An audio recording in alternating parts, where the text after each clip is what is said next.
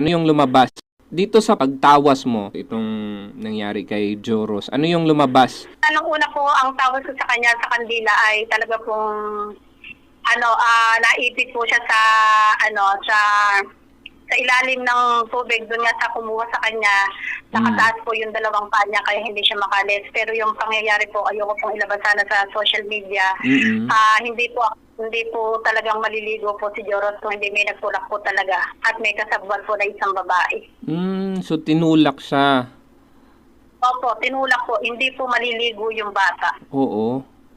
Okay, so yun yung lumalabas doon sa, pagtawas Opo, mo? opo, kinat ko lang po yun. Hindi ko po doon inano kasi pag sinabi ko po kasi doon yun, sir, automatic po yun na iisipin po ng iba yung kasama ang gumawa. Oo. So, Kaya hindi ko po, so wala yon, hindi nakasama yon doon sa pinost mo na video? hindi ko po, pinutol ko po yung doon, yung pag po kasi kung nagtatawa, sir, hanggang sa malusog po yan, pag alam ko may gawang tao, may nagsasalita po ako. Oo. So, hindi pa ito lumalabas sa social media mo? Ay, hindi